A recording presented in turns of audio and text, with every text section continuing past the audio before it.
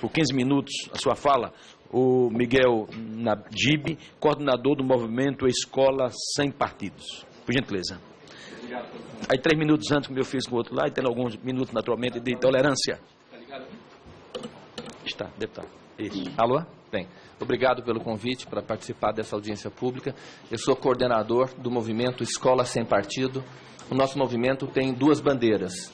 Ele luta contra o uso político e ideológico da sala de aula e luta a favor do direito da família, do direito dos pais sobre a educação moral dos seus filhos. Esses 2 objetivos do nosso movimento estão inteiramente fundados na Constituição Federal e na Convenção Americana sobre Direitos Humanos. Eu vou tratar da segunda questão, direito dos pais sobre a educação moral de seus filhos, que está previsto no artigo 12, inciso 4, da Convenção Americana sobre Direitos Humanos. Esta convenção, é importante lembrar, ela tem hierarquia normativa supralegal. O Supremo Tribunal Federal reconhece a Constituição um status que está acima da lei ordinária. Portanto, ela deve ser obedecida não apenas pela Lei de Diretrizes e Bases da Educação, por exemplo, como pelo próprio Plano Nacional de Educação, tanto o nacional como o dos estados e municípios. Bem, como eu disse, as nossas bandeiras se baseiam inteiramente na legislação vigente no Brasil e, portanto, eu não vou entrar aqui na polêmica ideológica sobre o mérito ou sobre os méritos ou deméritos da teoria de gênero. Não sei se ela é verdadeira ou se é falsa enquanto ciência. Eu acho que é um assunto que a universidade precisa debater. Isto é ciência. Eu não sei se ela é uma ciência verdadeira ou é uma pseudociência. Há muita discussão a respeito desse tema. E eu acho que a universidade brasileira, os cursos de antropologia, de sociologia, história, psicologia, precisam se debater, precisam se debruçar sobre esse assunto. Teoria de gênero deve ser estudada, deve ser debatida, analisada, refutada ou não.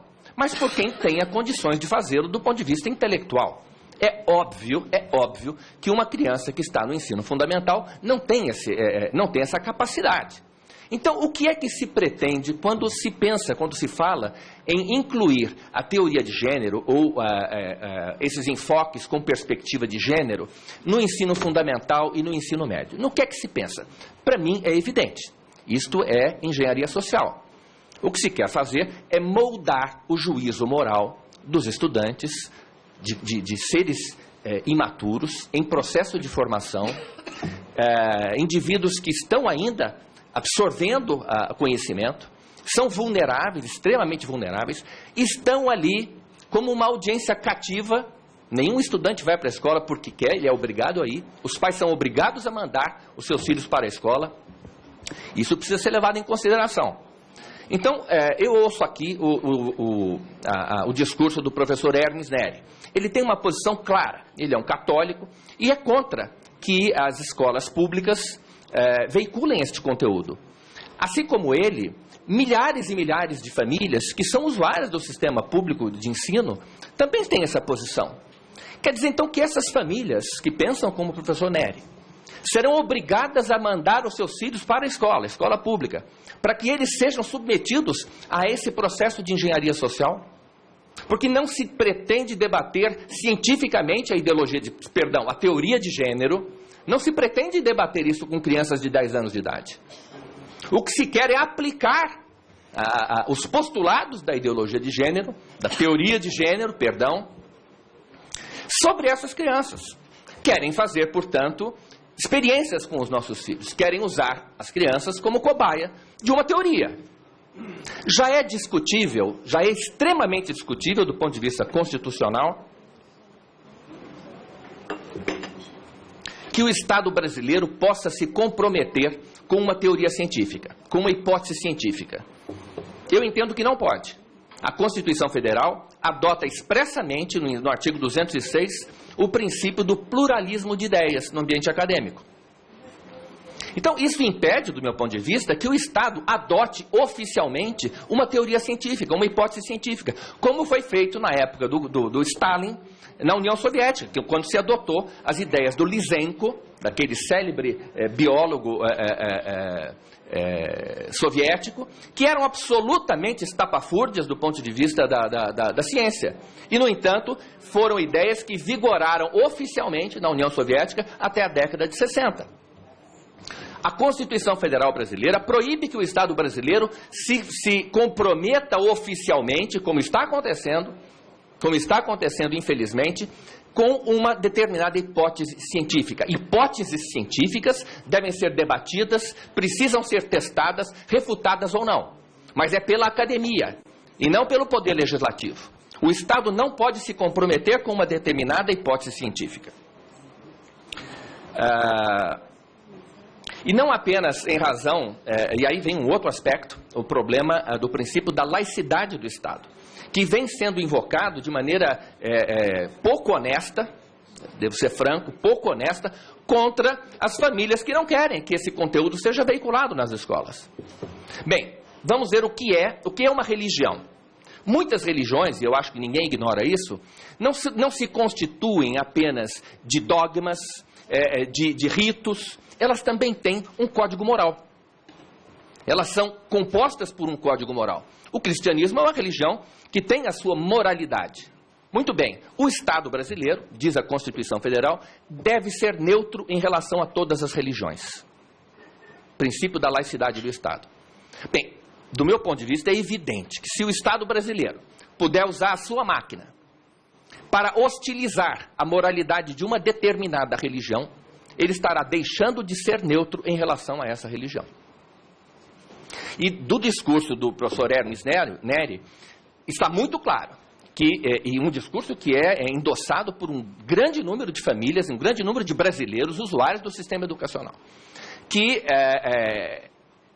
as hipóteses e os desdobramentos da teoria de gênero se chocam com a moralidade cristã, com alguns aspectos importantes da moral sexual do cristianismo.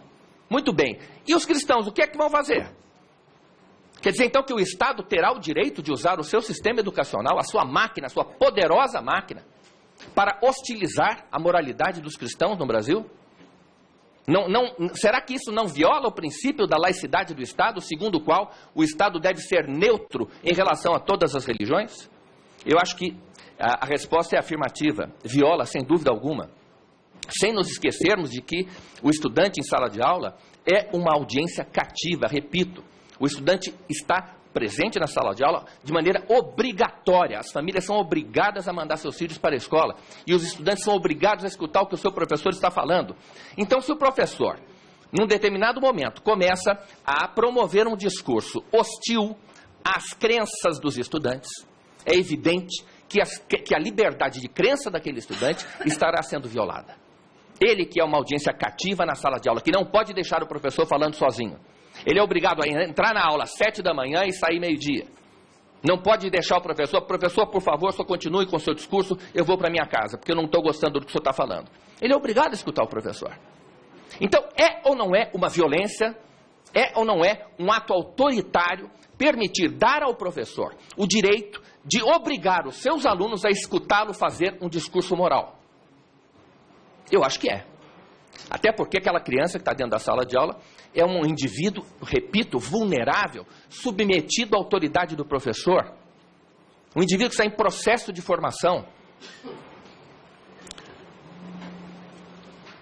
Além disso, existe também, como eu disse, com status de supralegal, de acordo com a orientação do Supremo Tribunal Federal,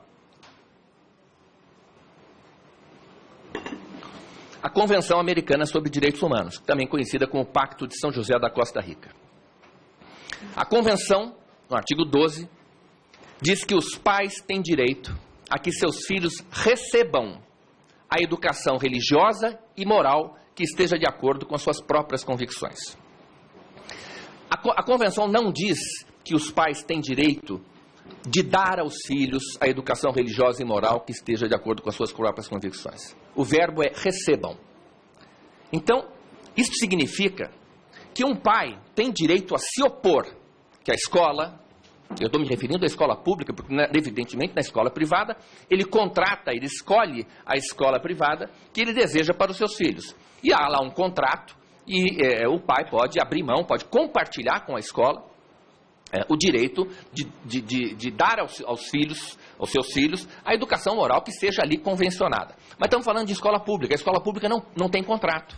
Ela deve atender de maneira isonômica a toda a sociedade. Então, de que maneira a escola pública e o agente público da escola pública, que é o professor, respeita o direito dos pais a que seus filhos recebam a educação moral que esteja de acordo com as suas próprias convicções? De que maneira, se ele não conhece as convicções dos pais? E, obviamente, não pode conhecer. Ele precisa, só há uma solução para isso. Só há uma solução lógica para esse problema constitucional. Que você tem, de um lado, ensino obrigatório. De outro lado, direito dos pais sobre a educação moral dos filhos. Como é que você concilia isto? As duas normas têm que ser conciliadas. Então, a única maneira de se conciliarem esses dois princípios é a escola se abstendo de ter um discurso moralizante, seja ele qual for. Isto vale para o professor ateu, isto vale para o professor evangélico, para o professor católico, vale para todos. Nenhum desses agentes pode se servir do seu cargo e do segredo da sala de aula. Porque tudo isso, ainda para complicar mais a situação, tudo isso acontece no segredo da sala de aula. Então, quando se fala, mas a teoria de gênero não é isso, vocês estão entendendo mal a teoria de gênero. Nós não sabemos o que acontece no segredo da sala de aula. Eu ouço relatos, por exemplo, verdadeiros ou falsos, eu não sei, de que há professores e professoras que estimulam os seus alunos a ter relações, a ter contatos de natureza homossexual. Ah, é mentira? Eu não sei. Há gente que acredita nisso. Vocês podem dizer que isso é mentira, mas vocês também não sabem. Vocês também não sabem. Com licença, senhor presidente. Ninguém sabe. Ninguém sabe porque tudo isso acontece no segredo da sala de aula. Então, há mais este complicador. Isto cria para as famílias uma insegurança enorme. Uma insegurança enorme. Famílias que são obrigadas, a lei obriga, sob pena de prisão.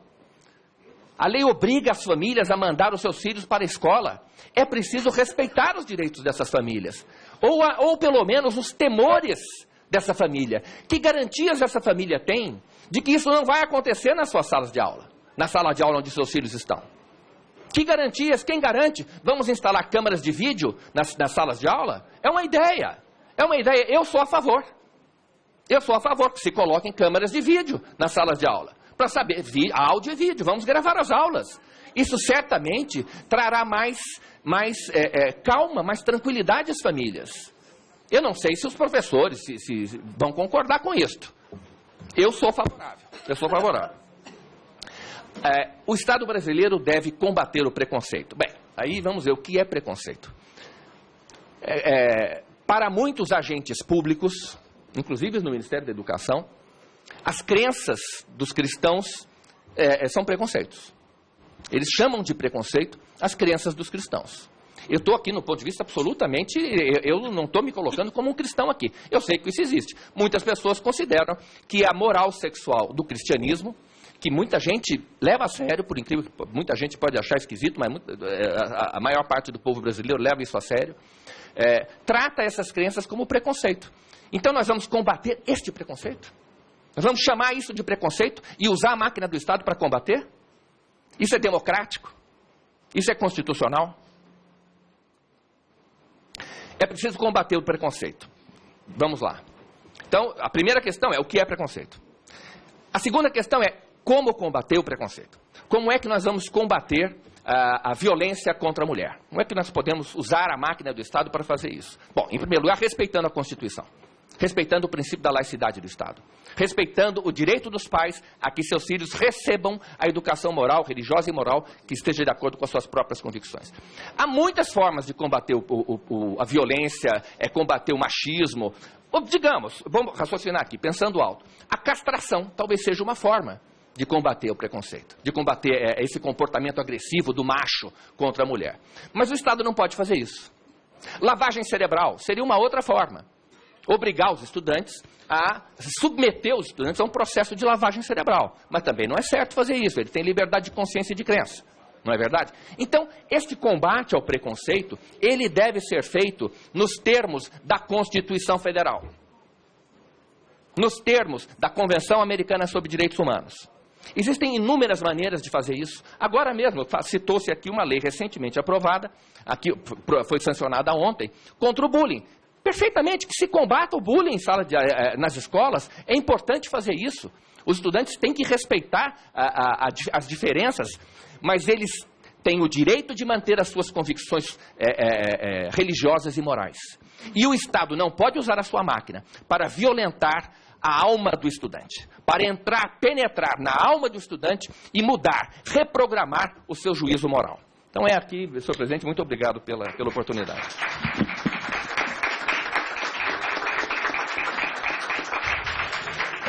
Agradecendo a senhora Lia, passa para lá com o Miguel na GIB, depois passa para o Tony, depois para... Pelo que eu vi aqui está claro exatamente posições, então para fazer o bom equilíbrio. Então, estamos aqui na mesa, do meu lado esquerdo, o Tony Reis, e no outro extremo, o professor Hermes Neri. Os dois têm filhos, o Tony tem 3, não é isso, Tony? 3 filhos. O Hermes, 2 filhos. Ambos são potenciais usuários do sistema público de ensino. Ambos têm direito a que seus filhos frequentem escolas públicas. Mas ambos têm visões de mundo completamente diferentes. Nós temos uma escola pública no meio de ambos. Os dois têm as suas pretensões em relação àquilo que será ensinado aos seus filhos. O que é que o Estado brasileiro vai fazer? A qual das duas escalas de valores, que são bastante diferentes, que certamente há pontos de contato, mas o que é que o Estado brasileiro vai fazer? A qual dos dois ele vai atender? Se nós tivermos um professor liberal, um professor progressista, ele vai acolher os valores do Tony Reis. Se nós tivermos um professor conservador, católico ou evangélico, ele vai ficar com os valores do professor Hermes Neri. E aí a criança, o estudante, está ali no meio, ele vai sofrer informações, um bombardeio de informações e de valores absolutamente contraditórios. O que é que vai sobrar na cabeça desse estudante? Confusão. Confusão. É o que me parece que seja esse o objetivo. É confundir tudo. Isso significa expropriar as famílias, tanto a do Tony como a do Hermes, expropriar a família de dar aos seus filhos a educação moral que esteja de acordo com as suas próprias convicções. Há valores a serem ensinados pela escola? Certamente. O principal deles é o valor do conhecimento. Esse é o principal valor. Além disso, existe um arcabouço jurídico que incorpora valores. Quando um aluno destrói uma carteira, é evidente, ele está violando a lei. Ele está cometendo, se fosse um adulto, seria cometendo um crime de dano. E ele tem que ser inibido, ele não se pode permitir que ele faça isso. Quando um aluno furta o colega, é um outro crime que ele está cometendo. Quando o aluno mente, é uma violação ética. Quando ele cola, a mesma coisa. Há valores, não há dúvida de que há valores e a escola tem que lidar com isso, sem usurpar o direito da família. Porque se isso acontecer, o professor poderá sofrer uma ação judicial. Se o professor evangélico, careta, fundamentalista, transmitir aos filhos do Tony Reis os valores que ele considera que são os corretos, o Tony vai meter uma ação em cima dele. Vai processá-lo por danos morais. Porque ele não tem direito de fazer isso. Ele não tem direito de usurpar o direito do Tony, de dar aos filhos do Tony a educação moral que esteja de acordo com as convicções dele. Nenhum professor tem esse direito. Isso está por isso é que a Convenção Americana sobre Direitos Humanos diz isto. Não é? Isso é um direito humano das famílias. A proposta de que o Estado possa usar a sua máquina. Veja, e não é nem o Estado, porque é o professor que está fazendo isso, porque o Congresso Nacional jamais estabeleceu um decálogo de valores, jamais baixou, porque se fosse isso, até, digamos, seria até aceitável. Mas o Congresso Nacional jamais se atreveu a baixar um decálogo no Brasil. Jamais se atreveu. Ele entende que isso é função das religiões, é função das famílias, que valores não... O Congresso legisla. Ele diz o que é obrigado e o que é facultativo. Mas o Congresso nunca baixou um molecado. Então, que valores serão transferidos aos nossos filhos? Que valores a escola vai transferir? Não são os valores do Congresso Nacional. São os valores de cada professor. Então, meu Deus, que direito é esse que um professor tem de transmitir aos filhos dos outros os seus próprios valores? Evidente, não estamos falando de destruir carteira, eu não estou falando de furtar o colega. Eu não entendo que isso seja possível porque viola um direito fundamental das famílias. Não há Estado, não há liberdade sem família. Nós teremos aqui um Estado totalitário e caótico, porque cada criança receberá informações e valores absolutamente contraditórios. Que confusão haverá, né? Bem, eu poderia responder as perguntas do deputado, mas rapidamente. Eu gostaria, senhor presidente, que fosse respondido, porque já a professora, infelizmente, não respondeu minha pergunta. Gostaria de responder. Acho que é democrático todos ter o tempo ideal. Só que responder esse praticamente. A professora, infelizmente, não respondeu minha pergunta. Gostaria de responder. Acho que é democrático todos ter o tempo ideal. Só que responder praticamente a pergunta do companheiro Flavinho, por gentileza. Bem, sobre a confirmação da cientificidade da teoria de gênero. Eu não sou especialista, não sou antropólogo, mas eu sei que é uma teoria controvertida. Há pessoas que a defendem e pessoas que é uma matéria disputada na academia. Não é assim como, por exemplo, há pessoas que se opõem à teoria da evolução do Charles Darwin, que é absolutamente respeitável, mas há contraditório, há disputa. Eu acho que o lugar de fazer essa disputa, de travar essa disputa, é a academia, mas não o ensino fundamental. Não a educação básica, pelo amor de Deus. Aqueles meninos, aquelas crianças, não têm condição de opinar a respeito dessa controvérsia. Então, eu acho que é uma questão disputada e deve ser tratada por antropólogos, como a professora Lia, não é? Por gente da área, gente preparada para discutir. E tem que ser feito esse debate. Eu digo que sim. No âmbito acadêmico, na universidade. Jamais na educação não básica. Tem outra... Tem o deputado, só para encerrar. O deputado Diego Garcia perguntou sobre se o professor faz isso porque os professores tratam dessa matéria porque são incentivados. Existe um bombardeio da agenda de gênero, está sendo bombardeada na cabeça dos professores. Bombardeada. A quantidade de eventos acadêmicos dentro de universidades, no âmbito das secretarias de educação, que tratam da ideologia de gênero, é um absurdo a quantidade desses eventos. Então, os professores estão sofrendo um tremendo bombardeio com relação à agenda de gênero. E com que objetivo? Despeja-se esse conteúdo na cabeça dos professores, na certeza de que os professores despejarão este conteúdo na cabeça dos seus alunos. Okay. É isso que está acontecendo. Bom, eu queria passar, por gentileza... Questão de ordem. Gostaria de pedir o respeito da professora Lia,